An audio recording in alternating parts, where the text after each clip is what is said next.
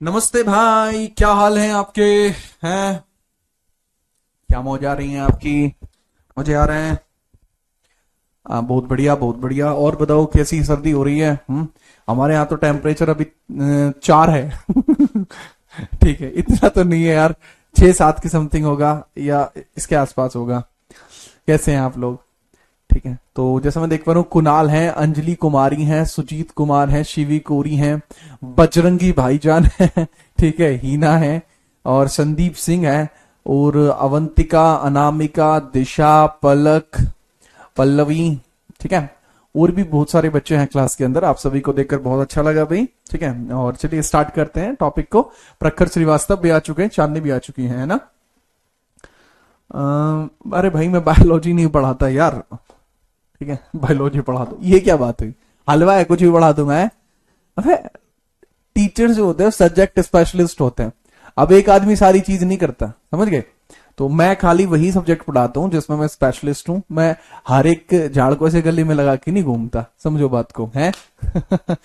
हाँ, चौहान साहब भी हैं। चौहान साहब कैसे हो आप? अब बात करते हैं कि ये एक ऐसी क्लास है जो कंप्लीट थ्योरी क्लास होगी। एमसीक्यूज, कॉन्सेप्चुअल्स एंड डाउट सेशंस पर बात करी जाएगी। एंड ये मॉडर्न हिस्ट्री की क्लास है जिसको मैं स्टार्ट कर रहा हूं। अगर मैं बात करूं सिलेबस जो आपको कराना है, भाई ये आपका पूरा सिलेबस है एंटायर, जिसमें भारत में विदेशी कंपनियों का आगमन पढ़ रहे थे। प्री मॉडर्न का पोर्शन होता है। कल की क्लास में हम काफी सारी चीजें कर चुके थे, लेकिन कल की क्लास का जो हमारा टॉपिक था, वो टॉपिक था हमारा ये, arrival, successful arrival to the India. Bharat में सफल आगमन की बात की गई थी, तो हेडिंग डाल लीजिए, Vasco D gamma. Vasco D gamma, बताइए। वास्को डी गामा की बात करते हैं। वास्को डी गामा की बात करते हैं, कैसे इंडिया में आया, वो सारी चीज इन डेप्थ एंड डिटेल पता लगेगी अब आपको। ठीक है, चलिए।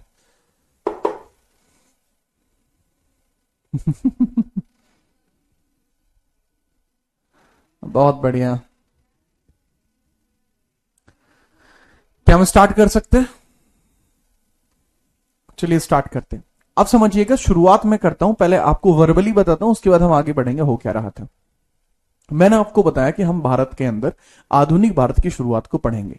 कैसे भारत में आधुनिक इतिहास होता है, उसके बारे में क्या कुछ चीजें हैं। मैंने फिर आपको एक हेडिंग बताई कि भारत के अंदर आधुनिक इतिहास की शुरुआत तब होती है जब बहुत सारी विदेशी कंपनियां भारत में आती हैं। अब विदेशी कंपनियां भारत में इस कारण से आई क्योंकि भारत का व्यापार अरब के साथ चलता था। अरब अपना सामान इटली को देता था, और इटली ही कॉन्टेंस्टिपोल एक जगह है, उसी के माध्यम से वो पूरे यूरोप में सामान को भेजता था। लेकिन यूरोप के अन्य देश चाहते थे कि वो इटली से सामान ना खरीदें, क्योंकि एक यूरोप के अंदर जब आंदोलनों की शुरुआत हुई तो इटली ने एक मोनोपोली स्थापित कर दी व्यापार के ऊपर, जिस मोनोपोली को तोड़ने के लिए यूरोप के बहुत सारे देशों ने यह सोचा कि भारत में जाकर हम कोशिश करते हैं कि सामान को सीधे तौर पर खरीद लें। उन्हें पानी का रास्ता चुनना पड़ा, क्योंकि जमीन के रास्ते पर, रास्ते में इटली था, उसके बाद ओटमन एम्पायर था, उसके बाद पर्शियन एम्पायर था, अरब था। तो इस सब की वजह से उन्होंने पानी का रास्ता चुना, क्योंकि पुर्तगाल और स्पेन बहुत बाहरी तरफ है, तो उनके ऊपर जिम्मेदारी थी कि वो इस खोजबीन को जारी रखें। तो सबसे पहले पुर्तगाल की तरफ से ही एक व्यक्ति को बाहर भेजा जाता है, जिसका नाम बार्थोलोम्यू डियाज था। बार्थोलोम्यू डियाज 1488 में भारत की खोज में निकलता है, लेकिन Cape of Good Hope South Africa के सदर्न पोर्शन से टकराकर वापस मुड़ जाता है, और वो भारत की खोज नहीं कर पाता। इसके बाद स्पेन की तरफ से एक व्यक्ति को भेजा जाता है, जिसका नाम क्रिस्टोफर कोलंबस था। क्रिस्टोफर कोलंबस भारत की खोज में निकलता है, लेकिन वो केप ऑफ कैनरी से टकरा जाता है। उसका जहाज सेंटा मारिया भारत पहुंचने के स्थान पर वो एक दूसरे स्थान पर पहुंच जाता है, जिसका नाम था बहामास, जिसको अमेरिका भी कहा जाता है। इसी कारण से क्रिस्टोफर कोलंबस को अमेरिका का खोजकर्ता या फिर नई दुनिया का खोजकर्ता के तौर पर जाना जाता है। लेकिन क्रिस्टोफर कोलंबस को लगा कि वो भारत पहुंच गया, लेकिन जैसे ही उसने देखा कि ये भारत नहीं है, उसको ये बात बहुत बाद में पता लगी, लेकिन वहां रहने वाले नागरिकों को उसने रेड इंडियन के नाम से पहचाना। इसके बाद मैंने कहा कि ये सब तो असफल खोजें थी जो भारत तक आई। अब हम सफल खोज की बात करेंगे जो पुर्तगाल की तरफ से की गई थी। भारत में विदेशी कंपनियों के आने के आगमन का क्रम कुछ इस प्रकार से है कि सबसे पहले भारत में पुर्तगाली आए, उसके बाद डचेज आए, उसके बाद ब्रिटिश आए, उसके बाद डेनिश आए, उसके बाद फ्रेंच आए। और अगर हम बात करें पुर्तगालियों के तहत भारत में पहली बार सफलतापूर्वक कूच की गई थी, जो पुर्तगाल की तरफ से वास्को डिगामा ने की थी। अब इसके बारे में हम बात करेंगे। ठीक है, चलिए। अब हम बात करते हैं इनके बारे में, वास्को भाई के बारे में। वास्को है ये, ठीक है, वास्को भाई है, मजबूत आदमी है। अब मेरी आर्टिस्टिंग तो आपने देख ही ली होगी कि क्या है, ठीक है, हटो। तो स्टार्ट करते हैं भाई वास्को डिगामा के बारे में, कि वास्को डिगामा ने क्या क्या किया है, कैसे कैसे किया है, ये सब चीज आप समझ चुके होंगे। हाँ, अमेरिका की खोज भी बेटा किसने की है? क्रिस्टोफर कोलंबस ने है। इसको अमेरिका की खोज के लिए भी श्रेय दिया जाता है। अमेरिका की खोज का श्रेय भी इन्हीं को मिलता है। अमेरिका की खोज का श्रेय, अमेरिका की खोज का श्रेय, खोज का श्रेय, he was credited to discover the America. ठीक है, चलिए अब चलो भाई, अब क्रिस्टोफर कोलंबस के बारे में पढ़ चुके हैं, और हम इसके बारे में पढ़ेंगे, वास्को के बारे में। तो बात है 1497 की। कब की बात है बाबू? 1497 की बात है। ठीक है, चलिए, कब की बात है? 1497 की बात है, 1497, 1497 की बात है। 1497 में पुर्तगाल के राजा हुआ करते थे, कौन भला? King manual. 1497 में पुर्तगाल के राजा हुआ करते थे किंग मैनुअल। पुर्तगाल के राजा थे, राजा कौन थे? King manual, king manual, king manual first.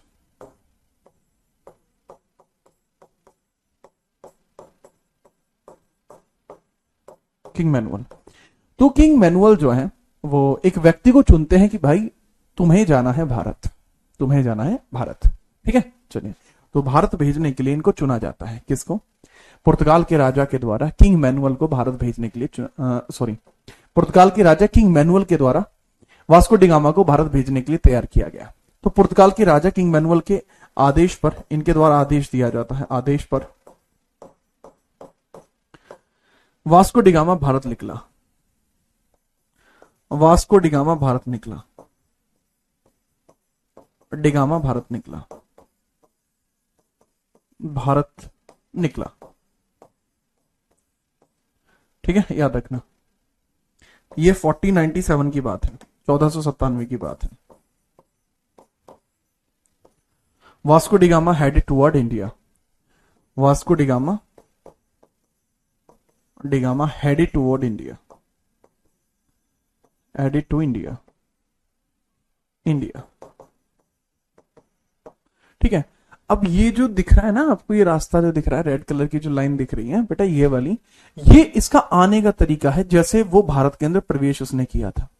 Cap Vardy से लेकर वो सीधा यहां पहुंचा था, इसके बाद यहां से निकल के ऐसे वो टकराता टकराता यहां पहुंचा था, फिर यहां पहुंचा, फिर यहां से ऐसे ऐसे स्लोप में ऐसे यहां पे वो यहां पहुंचा, तब जाके वो इंडिया पहुंचा। ये पुर्तगाल है, पुर्तगाल के अंदर लिस्बन नाम की जगह है, लिस्बन से वो निकला है और पहुंचा है इंडिया। वास्को डिगामा को ही क्यों चुना गया? क्योंकि वास्को डिगामा एक अच्छा नाविक था, इसने बहुत सारे जहाजों को बनवाने में मदद की थी, और ये वो आदमी था जिसके ऊपर सबसे ज्यादा भरोसा किया जा सकता था। इसलिए वास्को डिगामा को चुना गया भारत की खोज में, क्योंकि अब से पहले बहुत लोग फेल हो चुके थे, भारत नहीं खोज पा रहे थे। वास्को डिगामा अक्लमंद आदमी था। अब पूछा जा सकता है आपको कि वास्को डिगामा जो था, एक और बात है, वास्को डिगामा का भाई भी था ठीक है, वास्को डिगामा का भाई भी था, अगर नहीं पता है आपको, तो इसका भाई भी इंडिया आया था साथ में। ठीक है, खैर, अब सबसे पहले आपसे पूछा जा सकता है इसके जहाज का नाम क्या था? इसके जहाज का नाम क्या था? इसके जहाज का नाम क्या था? जहाज का नाम, इसके जहाज का नाम, नेम ऑफ शिप बताओ फटाफट, नेम ऑफ शिप क्या था? Name of ship. और दूसरा, भारत पहुंचने के लिए ये पहले मालिंदी में अटक गया था। कहां अटक गया था? मालिंदी में अटक गया था बेटा। ये मालिंदी है, अफ्रीका का एक द्वीप है मालिंदी, तो ये मालिंदी में फंस भी गया था। तो मालिंदी से इसको निकाला था एक भारत के ही व्यक्ति ने। मालिंदी में, मालिंदी से, मालिंदी, मालिंदी एक स्थान है, मालिंदी से एक भारतीय व्यक्ति की मदद से यह भारत पहुंचा। मालिंदी से एक भारतीय व्यक्ति की मदद से यह है भारतीय व्यक्ति की मदद से भारत पहुंचा। नाम बताओ उसका। पहुंचा, ये है मालिंदी। यहां फंस गया था ये। ठीक है, पहले इसके जहाज का नाम की बात करते हैं, फिर बाद में ये। ठीक है, नेम है इसके जहाज का साओ गैब्रियल। इसके जहाज का नाम क्या बाबू? Sao Gabriel. Sao Gabriel, Sao Gabriel है इसके जहाज का नाम। Sao Sao Gabriel, Sao Gabriel, यह है साओ गैब्रियल इसके जहाज का नाम। ठीक है, दूसरा पूछा जाता है कि वो कौन व्यक्ति था जिसने इसकी मदद की थी। मदद के लिए बहुत ज्यादा लोग पूछे जाते हैं। ठीक है, फटाफट बताइए। देखो, मदद के लिए व्यक्ति का नाम समझिए। दो तरीके से नाम को याद रखा जाता है, दो तरीके से नाम को बाबू याद रखा जाता है। ठीक है, चलो मैं बताता हूं। पहली बात, ये आदमी जो था जिसका मैं अब नाम बताऊंगा, ये एक अरबी व्यापारी था जो गुजरात का रहने वाला था। गुजरात का था लेकिन रहता था गुजरात में, वैसे अरबी था, गुजरात के साथ व्यापार किया करता था। इस वजह से बड़ा फेमस व्यक्ति आपको यहां पर यह देखने को मिल रहा था। ठीक है, चलिए, तो अब कुछ लोग इसका नाम अबुल मुनीफ बताते हैं, कुछ अबुल मुनीफ बताते हैं। ठीक है, यहां पे भारतीय व्यक्ति जो था अबुल मुनीफ। एक नाम और भी है भाई इसका, यहां बहुत सारे लोग इसको अब्दुल मुनीफ, अब्दुल मुनीफ बताते हैं बहुत सारे लोग। और अब्दुल मुनीफ का ही दूसरा नाम क्या था बताइए? अरे दूसरा बताओ, मुझे ही बताना पड़ेगा। अबुल इब्न मजीद, अबुल इब्न मजीद। और इसी का नाम क्या था? अबुल इब्न मजीद, मजीद, अबुल इब्न मजीद भी इसी का नाम था। ठीक है, फटाफट नोट करिए।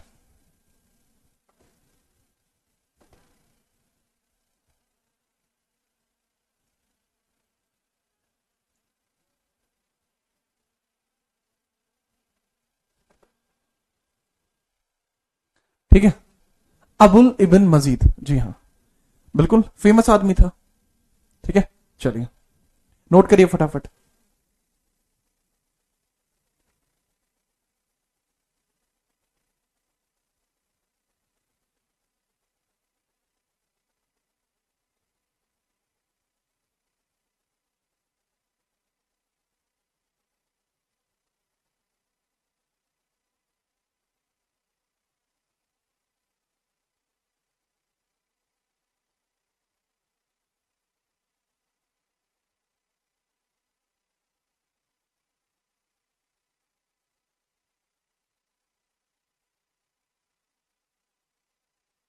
ठीक है, चलिए। सर हिंदी में लिख दो। अबे अबुल इब्न मजीद लिख लो ना यार, मजीद लिख लो खाली, मजीद, ये लो मजीद, लिख दिया मजीद। ठीक है, चलिए, कोई नहीं, जिसको आंसर नहीं पता है कोई बात नहीं, आप सिर्फ लिख लीजिए। अब ये पहुंचता कहां है भारत में? अब भारत में घूमता घूमता ये कहां पहुंचता है? सबसे बड़ी बात आती है कि सर ये भारत में कहां पहुंचा। देखो, भारत में सीधा पहुंचता है राजा जमोरिन के पास। राजा जमोरिन के पास पहुंचता है कहां? कालीकट पर। वो मैं नेक्स्ट पेज पर लिखूंगा। ठीक है, यहां लिखूंगा। वास्को डी गामा के बारे में चल रहा है अभी, तो यहां वास्को डी गामा हेडिंग है, वास्को डी गामा।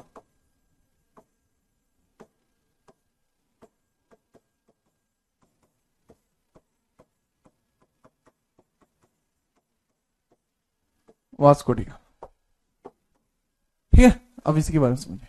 तो इसके बारे में मैंने बताया 1498 में, देन ये 1498 में कालीकट पहुंचा, कालीकट पहुंचा, कालीकट,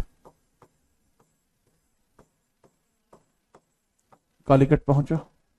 और जब ये 1498 में पहुंचता है कालीकट, जब ये 1498 में पहुंचता है कालीकट, तो कालीकट पहुंचने के बाद कालीकट के राजा जमोरिन ने इसका स्वागत किया। कालीकट पहुंचा, यहां राजा जमोरिन ने स्वागत किया, यहां राजा जमोरिन ने इसका स्वागत किया। राजा जमोरिन ने इसका स्वागत किया। स्वागत किया। ठीक है, चलो। अच्छा, एक बड़ी बात आती है, राजा जमोरिन ने इसका स्वागत क्यों किया है? बात यह है कि राजा जमोरिन इसका स्वागत क्यों करेंगे? अबे विदेशी आदमी है, तुम कहीं जाते हो इंडिया के बाहर या चलो दूसरे अपने स्टेट में भी दूसरे में जाते, तुम्हारा कोई स्वागत करता है? नहीं करता। इसने क्यों स्वागत किया? इसके पीछे का कारण समझिए। ठीक है, तो यहां लिख लेना, reached Calicut, reached Calicut and Jamorin welcomed him. Jamorin welcomed him. इसका रीजन पता है? रीजन ये था कि जमोरिन जो था, ठीक है याद रखना, जो जमोरिन था ये व्यापार के उद्देश्य से समझ रहा था जमोरिन, ठीक है। इसने व्यापार, इसने मतलब स्वागत क्यों किया? स्वागत करने का कारण क्या? रीजन था कि उसने स्वागत किया? रीजन क्या? रीजन था कि उसने स्वागत किया? तो रीजन देखिए, बहुत ल्यूसिड सा रीजन है, क्योंकि यह विदेशी व्यापारियों से कर लेता था, विदेशी व्यापारों पर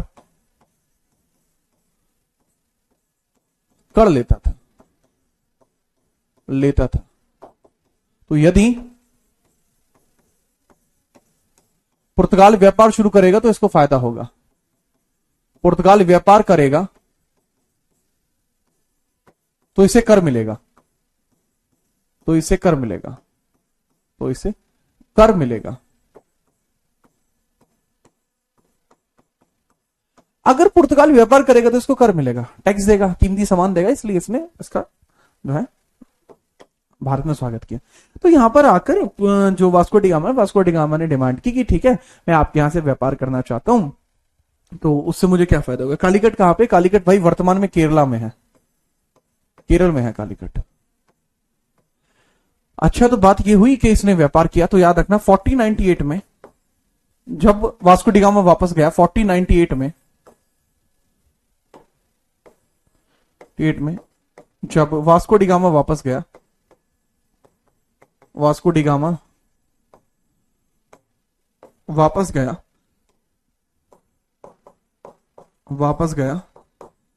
तब उसने, जब भी वापस जाता तब उसने काली मिर्च को अपने व्यापार के उद्देश्य के तौर पर चुना। तो उसने काली मिर्च, तब उसने काली मिर्च को भारत से खरीदा, काली मिर्च को खरीदा, काली मिर्च को खरीदा भारत से तथा यूरोप में इसको बेचा, यूरोप में इसे बेचा, तो इसे 60 गुना प्रॉफिट हुआ, तब इसे 60 गुना प्रॉफिट हुआ, 60 गुना प्रॉफिट हुआ, लाभ हुआ। ठीक है, क्या? ब्लैक पेपर, क्या था जी? ब्लैक पेपर था, ब्लैक पेपर, ब्लैक पेपर।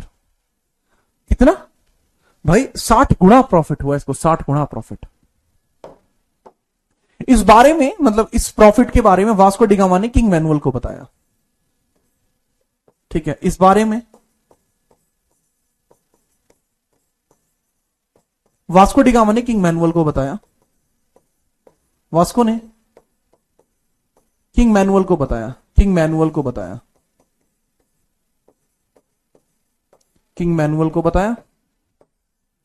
और जैसे किंग मैनुअल को इस बारे में बताया जाता है, किंग मैनुअल को इसके बारे में बताया, अब जैसे ही इसके बारे में किंग मैनुअल को बताया तो किंग मैनुअल ने अपनी सेनापति को भारत में व्यापार स्थापित करने के लिए भेज दिया। ठीक है, तो किंग मैनुअल ने क्या किया? किंग मैनुअल के द्वारा 1500 में अपने सेनापति को भारत में भेज दिया, अपने सेनापति को भारत में भेजा, सेनापति को भारत में व्यापार स्थापित करने के लिए भेज दिया। व्यापार स्थापित करने के लिए भेजा, स्थापित करने के लिए भेजा, व्यापार स्थापित करने भेजा। अब बड़ी बात यहां पे यही आती है कि भाई ऐसा कौन सा सेनापति था जो इनकी तरफ से पहली बार भेजा गया था। किंग मैनुअल ने किसको भेजा था? देख भाई, पहला सेनापति जो यहां पर आया है उसका नाम समझिए, उसका नाम है पेड्रो एल्ब्रेस कैब्रल। उसका नाम है Pedro Alvares Cabral. Pedro Alvares Cabral. Pedro Alvares Cabral. Next page पर पढ़ाऊंगा पेड्रो को। Pedro Alvares Cabral. मतलब बात क्या थी कि इधर ना वास्को डिगामा ने कहा कि भाई साहब सिस्टम पाड़ दिया। आप ये मानो कि मैंने वहां 100 रुपए खर्च किए थे और यहां मुझे 6000 रुपए प्राप्त हो गए। इतना फायदा कभी नहीं देखा। 60 गुना प्रॉफिट हुआ है, यानी 6000% का प्रॉफिट। मजा आ गया। बेटा प्रियंका, आराम से लिख लो है, बहुत प्यार से, बहुत बढ़िया, ठीक है। बहुत ध्यान से प्लीज इसको लिख लीजिए। जब लिख लो बता देना, फिर हम आगे बढ़ते हैं।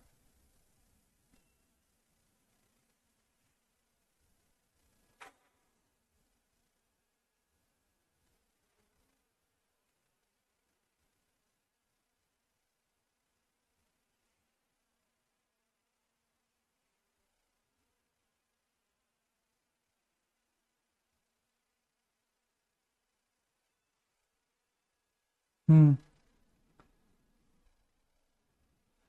ये कौन बच्चे हैं जिनमें इतना भी दिमाग नहीं है कि जो आपको पढ़ाया जा रहा है बाबू ये किस एग्जाम के लिए सफिशिएंट है।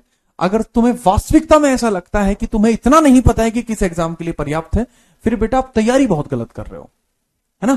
फिर बहुत गलत बात है आपकी, ठीक है। आपको ये बात हाँ थोड़ी सी चुभ सकती है कि सर ने तो हमारे लिए ऐसा बोल दिया, पर बेटा सच्चाई से आप मुंह नहीं मोड़ सकते। अगर आपको यही पता नहीं है कि किस एग्जाम के लिए जरूरी है तो फिर बेटा आप रहने दो। और वो इतना बताने के बाद भी नहीं पता है, वो बड़ी बात ये है। कल आधा घंटा मैंने इसी बारे में बात की थी, ठीक है। तो पता नहीं कैसे बच्चे हैं। अब देखो पेड्रो एल्वरेस कैब्रल की बात करता हूं। ये भारत में आने वाला पुर्तगाल का पहला सेनापति था, ठीक है। चलो, अब ये कौन है जो कह रहा है sir Vasco D gamma Bharat में 3 बार आया था? हाँ बेटा 3 बार आया था आरती।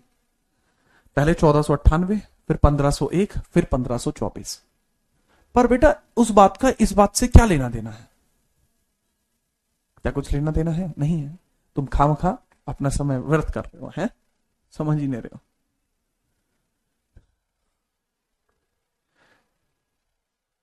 चलिए बेटा, अब हम बात करते हैं पेड्रो एल्ब्रेस कैब्रल की। अब पेड्रो एल्ब्रेस कैब्रल मैंने बताया भारत में पुर्तगाल का पहला सेनापति था। ये भारत में पुर्तगाल का पहला सेनापति था। पहला सेनापति था, पहला सेनापति, ठीक है। First commander in chief of Portugal in India. First commander in chief of Portugal in India. Portugal in India, है ना भाई। पहला कमांडर इन चीफ था पुर्तगाल का इंडिया में, ठीक है। चलो बहुत बढ़िया, बढ़िया, हाँ जी। अब दूसरी बात, ये वहां से निकला का 1500 में वहां से निकला था। 1500 एडी में वहां से निकला, एडी में भारत के लिए रवाना, के लिए रवाना, ठीक है। ये जो आदमी है ये पेड्रो एल्ब्रेस है। ये जो आदमी आपको दिख रहा है यही पेड्रो एल्ब्रेस है, पेड्रो कैब्रल। ये पेड्रो एल्ब्रेस कैब्रल है।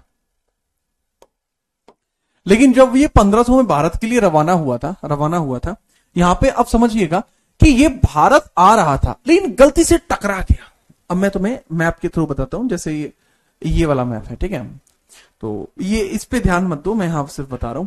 अब ये भारत के लिए निकला था, ये अफ्रीका महाद्वीप है, ठीक है, अफ्रीका महाद्वीप है, वो यहां से निकला, ऐसे कलर देता हूं मैं गुलाबी ताकि समझ, यहां से निकला, यहां पे टकराया और यहां पहुंच गया, ठीक है, ऐसे पहुंच गया।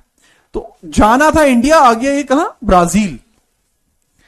तो इसमें समझिएगा, लेकिन ब्राजील पहुंच गया, लेकिन ब्राजील पहुंच गया, लेकिन ब्राजील पहुंच गया, ब्राजील पहुंच गया। तो यहां से हमें पता लगा कि ये जो आदमी है ना कैब्रल, ये वो व्यक्ति है जिसने ब्राजील की खोज की, ठीक है। चलिए, इसने ब्राजील की खोज की। तो पेड्रो एल्वेस कैब्रल जो था बेटा, इसने ब्राजील का खोजकर्ता इसको कहते हैं, इस कारण से ब्राजील का खोजकर्ता बोलते हैं, का खोजकर्ता इसको बोला जाता है। A person who discovered Brazil, a person who discovered Brazil, person who discovered Brazil.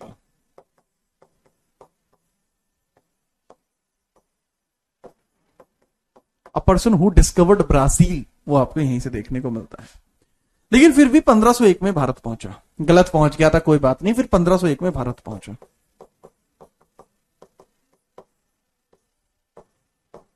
1501 में भारत पहुंचा।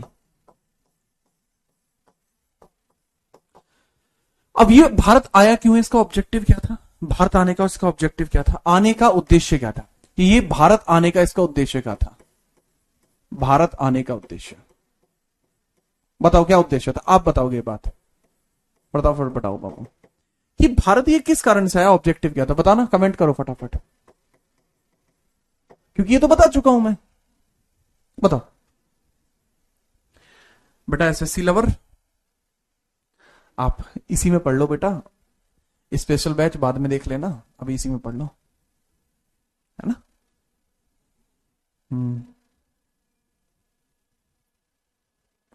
हाँ, अभी बेटा इसमें है, स्पेशल जब आएगा, जबकि जब देखेंगे, अभी इस पे देखो, मैं पढ़ाता हूं, यही खुद ही स्पेशल है व्यापार के लिए, बहुत बढ़िया, व्यापार के लिए, बिजनेस के लिए, ट्रेड के लिए, ठीक है। आपका आंसर गलत नहीं है, लेकिन वो पूरी तरीके से सही भी नहीं है। ये भारत में इसलिए आया था ताकि पुर्तगाल की व्यापार पर एकाधिकार को जमा पाए, ठीक है, यह समझिए, भारत में व्यापार पर एकाधिकार लेने के लिए, एकाधिकार इसलिए आया था ये। Monopoly of trade in India, monopoly on trade, monopoly on trade इसलिए आया था भाई यहां भारत में, कि भाई मैं व्यापार पर एकाधिकार बना दूंगा। कि मतलब क्या इस चीज का, इसका मतलब ये होगा कि भारत के अंदर केवल पुर्तगाली ही होंगे जो व्यापार करेंगे, बाकी अरबी, फारसी ये कोई व्यापार नहीं करेगा, केवल पुर्तगाली व्यापार करेंगे, ये इसलिए आया था। अब ये भारत पहुंचा और इसने जमोरिन से बात की, भारत पहुंचा और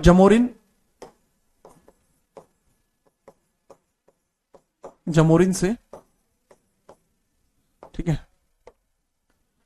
आप समझ लीजिए, प्रस्ताव दिया, जमोरिन को प्रस्ताव दिया, जमोरिन को प्रस्ताव दिया, ठीक है। तो reached India and proposed offer to Zamorin. अब प्रस्ताव क्या था, ऑफर क्या था, इसने व्यापार दिया था कि पुर्तगाली यदि व्यापार करेंगे, पुर्तगाली अधिक कर देंगे, पुर्तगाली अधिक कर देंगे,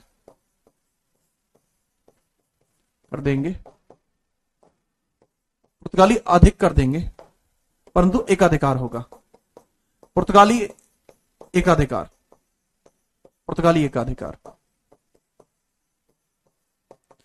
यानी टैक्स पुर्तगाली अधिक देंगे, लेकिन मोनोपोली होनी चाहिए।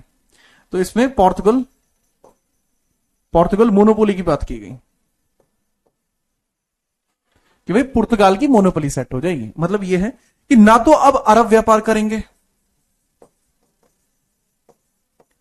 ना पर्शियन व्यापार करेंगे, कोई और भारत में व्यापार नहीं करेगा, क्योंकि ये ऑलरेडी भारत में व्यापार कर रहे थे। 8वीं शताब्दी के बाद अरबी और फारसी भारत में व्यापार कर रहे थे। यानी 8वीं शताब्दी के बाद से भारत के अंदर अरब भी व्यापार कर रहा था। अब वो पुर्तगाली कह रहे हैं कि अरबों का व्यापार ठप हो जाएगा, फारसी का व्यापार भी ठप हो जाएगा, केवल भारत में व्यापार करेगा तो कौन? पुर्तगाली। अच्छा, जमोरिन को क्या इससे फायदा? तो नहीं। जमोरिन के मित्र थे अरबी लोग। अरबी जो लोग थे वो जमोरिन के बहुत तगड़े मित्र थे।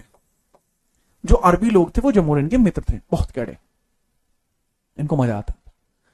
क्यों? ये था कि जो अरबी लोग थे वो भी टैक्स देते थे जमोरिन को। तो जमोरिन को क्या था कि जमोरिन का बड़ा अच्छा हिसाब किताब उनके साथ था, पुराने संबंध थे, तो मना तो नहीं किया जा सकता था। अब जब मना नहीं किया जा सकता था, आप खुद सोचो, तो जमोरिन इनके प्रस्ताव को ठुकरा देता है। ठीक है, चलिए। ठीक है, हाँ हाँ भाई मनिंदर, सही बात है। तो यहां पे क्या है मैटर? यहां पे मैटर ये है, जमोरिन ने प्रस्ताव ठुकरा दिया। जमोरिन ने प्रस्ताव ठुकरा दिया, प्रस्ताव ठुकराया। अब ठुकरा के मेरा प्यार मेरा इंतकाम देखेगी, बस। जमोरिन रिफ्यूज्ड। जमोरिन रिफ्यूज्ड। अब जैसे ही जमोरिन ने रिफ्यूज किया, अब यहां पे एक बैटल होगा। बैटल 1501 में होगा। ठीक है, अब वो हम नेक्स्ट पेज पर देखेंगे।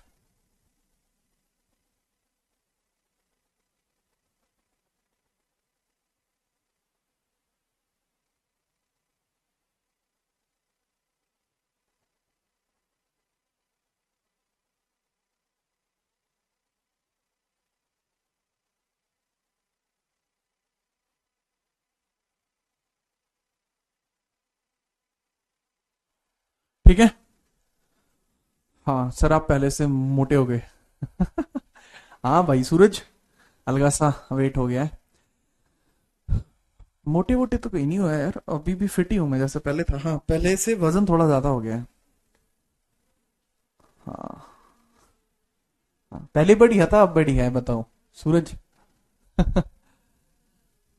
बताइए। और राम राम भाई साहब, राम राम।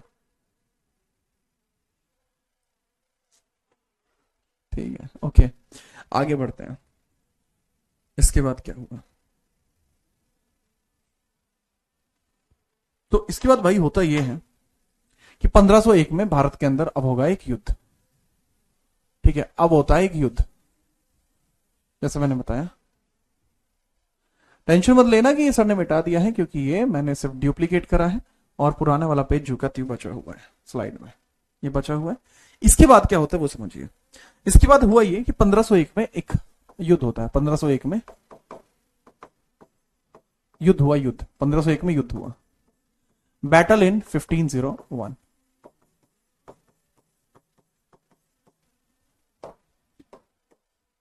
अब किस किस के मध्य युद्ध होता है? एक तरफ तो क्या है, एक तरफ है पुर्तगाली, एक तरफ है पोर्तुगीज, और दूसरी तरफ कौन है इसके अगेंस्ट में? सर जमोरिन है, और जमोरिन के साथ अरबी लोग भी हैं। जमोरिन और जमोरिन का साथ देते हुए अरबी लोग भी हैं। अरब, अरबी व्यापारी, ओटोमन साम्राज्य से भी लोग आए थे। ठीक है, ठीक है, तो जमोरिन भी है, ठीक है, एंड अरेबियंस भी हैं, अरेबियन ट्रेडर्स भी हैं। लेकिन क्योंकि इस बैटल के अंदर शिरकत होने के लिए पेड्रो एल्वारेज कैपिटल खुद भी था, और वास्को डिगामा भी भारत इस युद्ध के कारण से आया था। ठीक है, वास्को डिगामा भी भारत आया था, वास्को डिगामा भी भारत आया। वास्को डिगामा पुनः 1501 में भारत आया, पुनः 1501 में भारत, इसी बैटल के कारण। ठीक है, दोबारा से भारत आ गया वास्को। लेकिन इस बैटल में जीतते कौन है? Portuguese won the battle. पुर्तगालियों ने यह युद्ध जीता, won the battle, won the battle. पुर्तगालियों ने यह युद्ध जीता। ना कि सिर्फ ये युद्ध जीता, बल्कि उनके द्वारा कई सारे क्षेत्रों पर कब्जा किया गया। कौन कौन से क्षेत्र पर कब्जा किया? कोचीन, कन्नौर, कालीकट। कोचीन, कन्नौर, कालीकट, तो इन तीनों जगह पर कब्जा कर लिया गया। वन द बैटल, युद्ध जीता, युद्ध जीता और कोचीन, कन्नौर और कालीकोट पर कब्जा। तो इसका परिणाम क्या निकला? रिजल्टेंट, परिणाम स्वरूप कोचीन, कन्नौर और कालीकट, कोचीन, कन्नौर और कालीकट,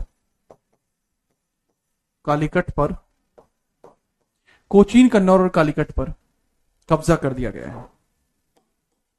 कोचीन, कन्नौर, कालीकट पर पुर्तगाली कब्जा, पुर्तगालियों का कब्जा।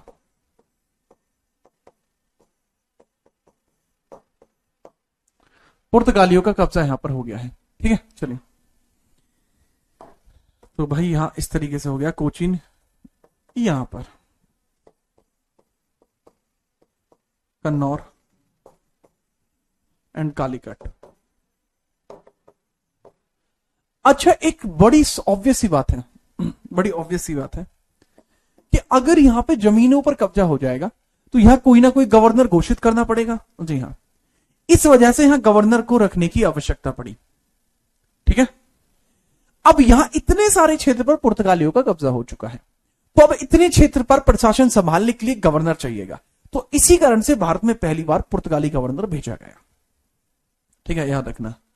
तो इसके बाद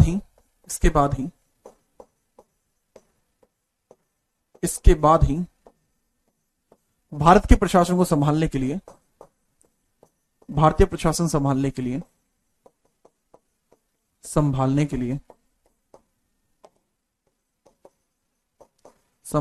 लिए पुर्तगाली गवर्नर भारत आए।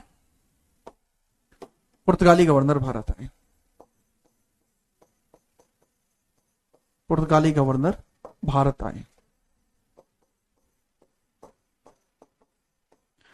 This reason led to arrival of Portuguese governor in India. यहीं से आपको arrival of Portuguese governor to India।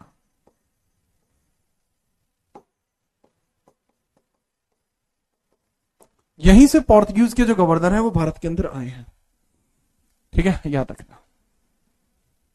अच्छा, यहां पे ये जो जमोरिन है ना, जमोरिन की पार्किंग लगा दी थी भाई, जमोरिन को कैद कर दिया था। जमोरिन है, जमोरिन, ये जम्मू है, जम्मू भाई है अपना, जमोरिन है, ये वास्को है अपना, वास्को, लेट्स गो। ठीक है, इसके बाद हम आगे बढ़ते हैं। जैसे अब नोट करोगे तो हम आगे बढ़ेंगे।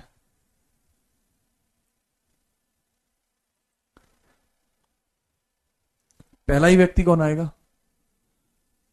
Francisco de Almeida. Francisco de Almeida, अबे अल्मोड़ा नहीं होता Yadav.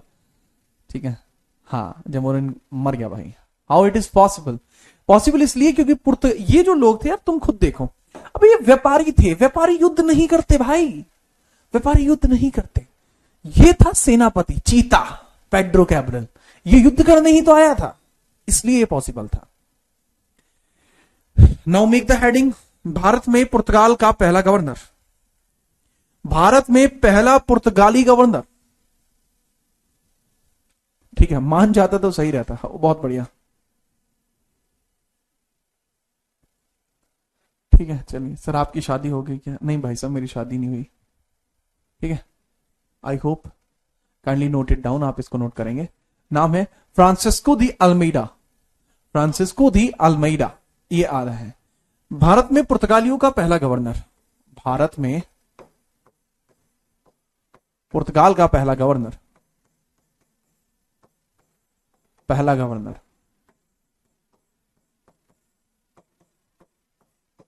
First governor of Portugal in India. Of Portugal in India, Portugal in India. ठीक है, काइंडली फटाफट इसको नोट करिए, बहुत तेजी से इसको नोट करना है।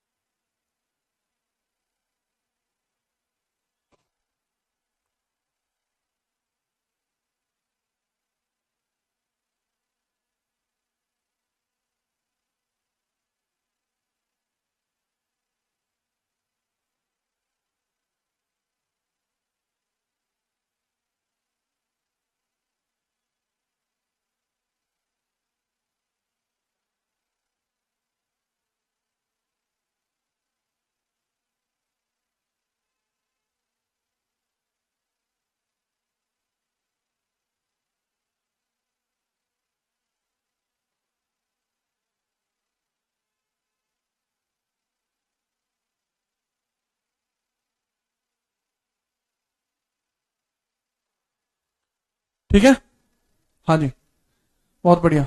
कहाँ चले जाते हो बेटा? मैं कहीं नहीं जाता। ये चित्र किसका है? अबे यही है, यही है, ये अल्मीडा ही है ये।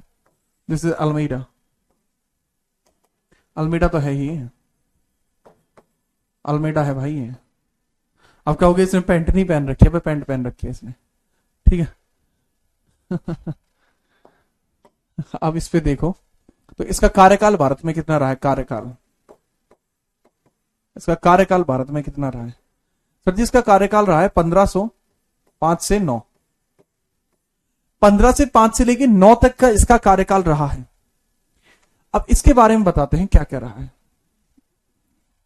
क्या क्या इसने काम किया है। पहला, इसने भारत में सर्वप्रथम पुर्तगाली प्रशासन को फैलाया। सर्वप्रथम पुर्तगाली प्रशासन फैलाया, पुर्तगाली प्रशासन फैलाया, पुर्तगाली प्रशासन फैलाया। Spread Portugal administration for first time, spread Portugal expansion for firstly यानी सबसे पहले। दूसरा, इसने हिंद महासागर में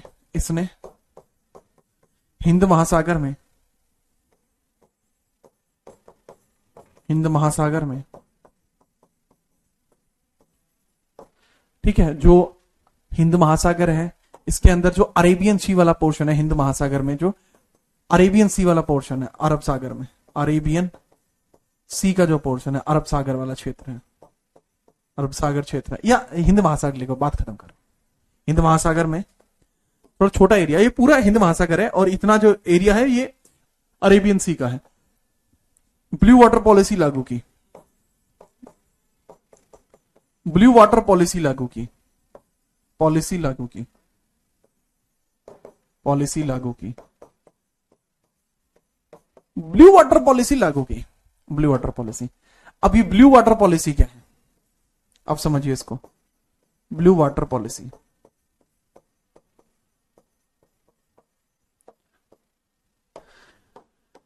इस क्षेत्र से गुजरने वाले सभी जहाजों को, इस क्षेत्र से गुजरने वाले सभी जहाजों को टैक्स देना होगा। इस क्षेत्र से गुजरने वाले जहाजों को, कर देना होगा। एक तरीके से एक डॉक्यूमेंट इसने बना दिया, कार्टेज डॉक्यूमेंट। एक डॉक्यूमेंट बना दिया गया, कार्टेज डॉक्यूमेंट। कार्टेज डॉक्यूमेंट कंपलसरी बना दिया गया। कार्टेज सिस्टम ये एक तरीके से परमिट की तरह काम करता है। कार्टेज सिस्टम कार्टेज पद्धति, कार्टेज पद्धति, कार्टेज पद्धति। तो जो कार्टेज पद्धति होती है ना, वो बिल्कुल ऐसे काम करती है कार्टेज पद्धति कि काइंड ऑफ किसी के पास परमिट है या नहीं है। अगर किसी के पास परमिट है तो कार्टेज है, नहीं है तो नहीं है। आप मतलब मान के चलिए रजिस्ट्रेशन, ठीक है, बदमाशी हाँ बदमाशी, ठीक है चलिए ठीक है चलो। अरे तुषार यार, आपने कहीं से भी पढ़ा हो, है ना, कोई हो कहीं से भी हो, कहीं से पढ़ा हो, अच्छी बात है ना। अब यहां पढ़ रहे हो आप बेस्ट हो, आप टेंशन मत लो, ठीक है, मजे लो यार। एक पास की भांति था, जी हाँ, कार्टेज सिस्टम ऐसे था जैसे this was a kind of pass, kind of pass, एक पास था आने जाने का, आवागमन करने का, हाँ जी ठीक है, याद रखिएगा, बात है क्लियर, जी हाँ। तो ये अल्मीडा के द्वारा किया गया, इसके बाद इसकी डेथ होती है, 1509 में इसकी डेथ हुई, 1509 इसकी डेथ हुई। इसके बाद आएगा दूसरा अल्फोंसो दी अल्बुकर्क, 1509 में इसकी डेथ होती है। फिर अगला आएगा अल्फोंसो दी अल्बुकर्क, ठीक है, नेक्स्ट।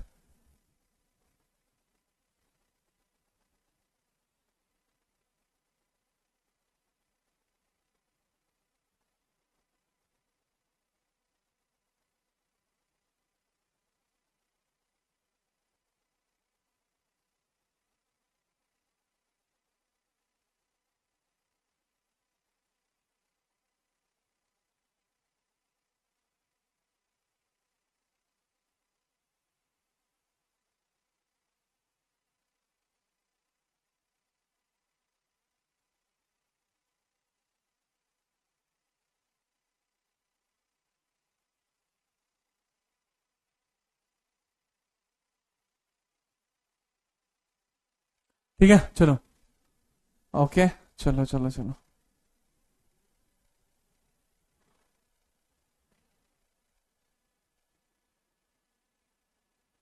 बेटा क्या दिक्कत है, नत्य ज्योति गुहा, क्या दिक्कत है आपको, है बताइए, क्या डाउट है आपका, बताओ। ठीक है चलो, इसकी डेथ की जो डेट है, अरे 1510 है भाई इसकी डेथ। 1509 में भारत से निकला था, 1509 में भारत से निकला, भारत से गया, भारत से निकला, और उसके बाद 1510 में इसकी डेथ हुई है, 10 में मृत्यु, ठीक है, याद रखना, ठीक है चलो चलो आगे बढ़ो, नेक्स्ट, नेक्स्ट है ये रहा अल्फोंसो दी एल्ब्यूकर्क। अल्फोंसो दी एल्ब्यूकर्क, ये भी चीता आदमी है भाई, अल्फोंसो दी एल्ब्यूकर्क। इसका टेन्योर कितना है, 1509 से 1509 से लेके 1515, ये है व्यक्ति, ठीक है, ये है व्यक्ति जिसके बारे में हम बात कर रहे हैं। भारत में पुर्तगालियों का एक विशेष महत्व वाला व्यक्ति यही माना जाता है। तो ये दूसरा गवर्नर था भारत में, और काफी मतलब आप कह सकते हैं एक पावरफुल बंदा था। भारत में पुर्तगाल का दूसरा गवर्नर था,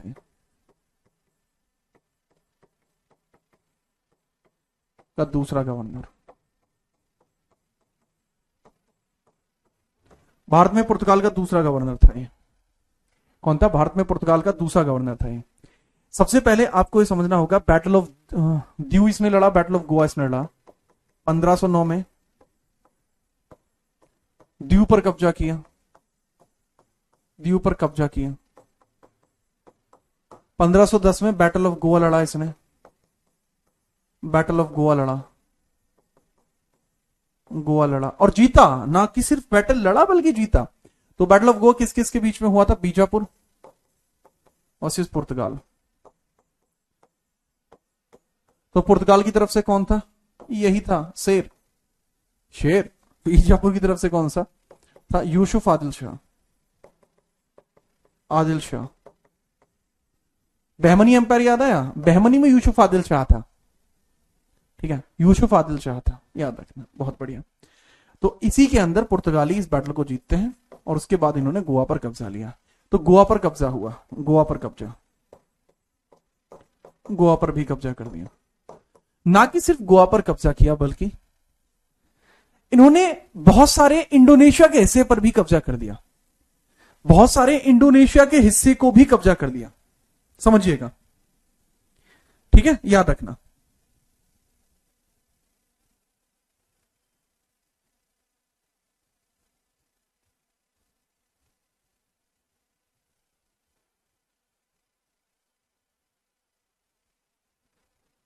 ठीक है, चलो, इंडोनेशिया के बहुत सारे हिस्से पर इसने कब्जा कर लिया।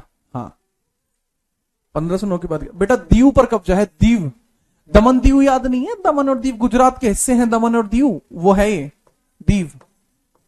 दमन दीव जो है वो दीव है, इंग्लिश में दीव लिखा जाता है, वैसे दीव है, दमन दीव वाला दीव है। मलक्का पर भी कब्जा कर लिया था इसने, मलक्का पर भी कब्जा कर लिया था। इंडोनेशिया,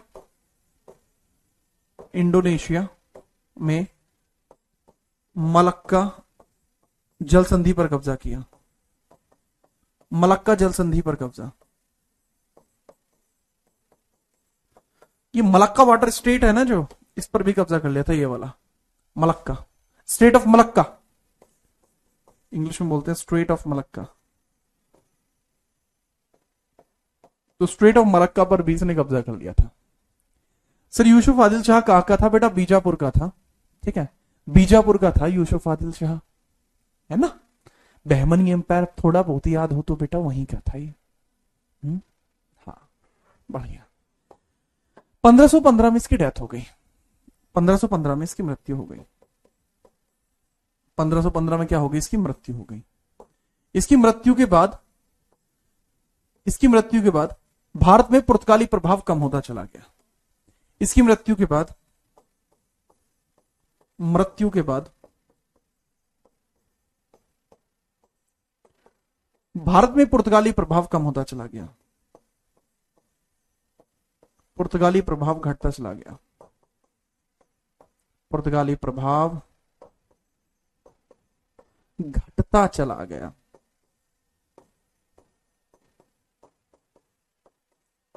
क्या हुआ? पुर्तगाली प्रभाव को क्या हुआ बेटा? घटता चला गया। ठीक है, चलिए ठीक है, नोट कर लिए।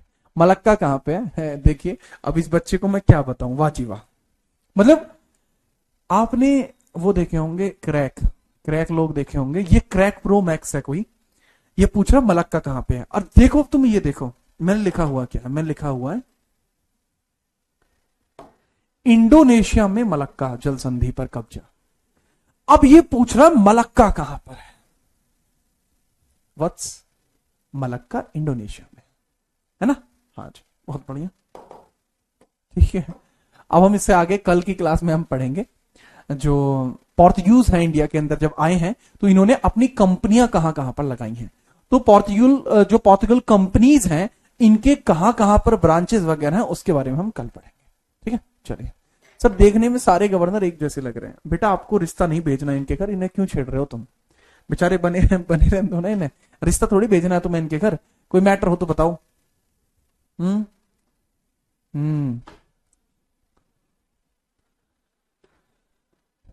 सर ब्लैक स्क्रीन कर लिया करो। अरे मैंने सुना कि बच्चों को ब्लैक स्क्रीन में इशू आ रहा है, वो ऐप के ऊपर कोई ग्लिच आ रहा है ब्लैक स्क्रीन का, इस वजह से। शेखावत साहब आप बताइए कैसे करना है।